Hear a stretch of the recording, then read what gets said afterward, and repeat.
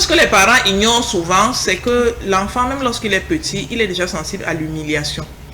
Il ne va pas l'exprimer, il ne va pas dire les choses telles qu'il pense, mais il est sensible à l'humiliation, il rumine ça, et puis il va ressortir ça d'une façon ou d'une autre. Donc, au lieu de l'humilier, au lieu de lui mettre le dos face au mur, mettez-vous de son côté pour qu'ensemble vous alliez vers la punition, vers l'action. Je dis n'importe quoi, vider la poubelle. Je crée un exemple tout de suite. Là, vous voulez qu'il vide la poubelle, et lui ne veut pas vider la poubelle. Au lieu d'entrer en conflit avec lui, vous dites, tu vas seulement vider cette poubelle, nous les mères là. Si tu ne vides pas, tu ne manges pas ici aujourd'hui. Tu vas seulement vider la poubelle là. Ça, c'est le genre d'argument que nous les mamans, on utilise. Je me reconnais. Bien sûr. Beaucoup de mamans se reconnaissent là-dessus. Lorsque vous donnez un ordre, vous mettez la conséquence directement dessus. Je n'ai pas besoin de dire que même s'il vide la poubelle, en fait, c'est parce qu'il a faim.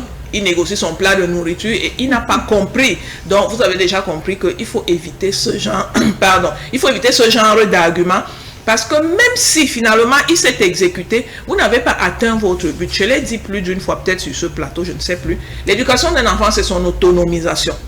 Et l'autonomisation d'un enfant, c'est sa socialisation. Donc, il faut que votre enfant, en votre présence ou en votre absence, soit, qu'il soit capable de vider la poubelle. C'est vers ça qu'on va. Donc, vous devez l'amener plutôt à comprendre. C'est pour ça que ma deuxième solution, c'est de l'amener à comprendre quels sont les avantages à ce qu'il n'y ait pas la poubelle là.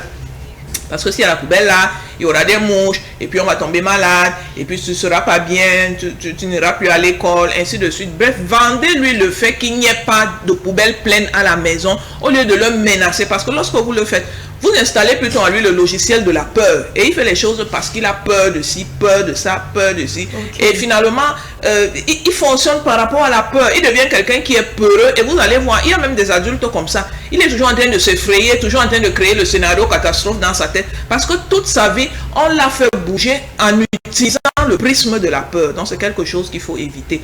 Troisième conseil que je veux donner, c'est de lui demander quels sont les avantages qu'il y a à ce qu'il n'y ait pas la poubelle. La poubelle, c'est un exemple que j'ai créé tout de suite. Lui-même, quels sont les avantages qu'il voit à ce qu'il n'y ait pas la poubelle? Lui-même, qu'est-ce qu'il pense qu'on peut faire pour qu'il n'y ait pas la poubelle? Je vous assure que si vous le faites, vous allez entendre des choses du genre « je vais faire tout à l'heure ».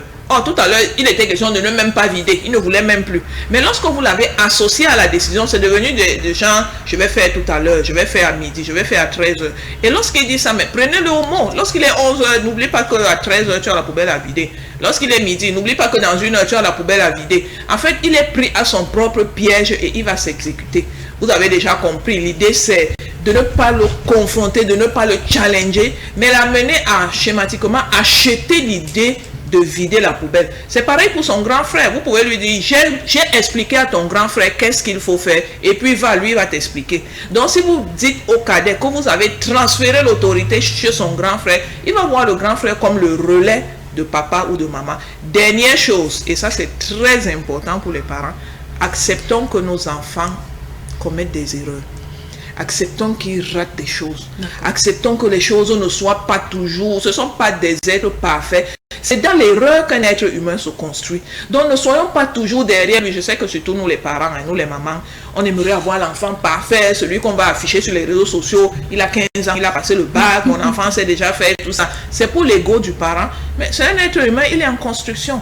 Donc acceptons les erreurs, acceptons même qu'il se rebelle. Sinon il sera un béni oui dans la société et on va l'amener à faire des choses dont vous ne serez pas fiers. Acceptez que votre enfant vous dise quelquefois non, il y va de sa construction psychologique et finalement c'est aussi ça un être social.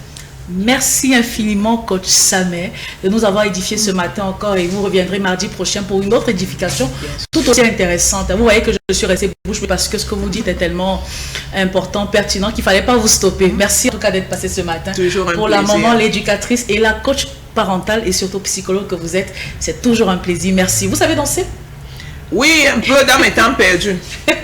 Quand mon fils n'est pas là pour critiquer mes piches. En tout cas, merci d'être patient. On va vous accompagner cette petite note. Le temps pour nous, justement, pour moi de retrouver Amanda de l'autre côté du studio, du plateau, qui m'attend déjà pour parler, avec qui on parlera ce matin d'exfoliation. On vous accompagne, coach Samet.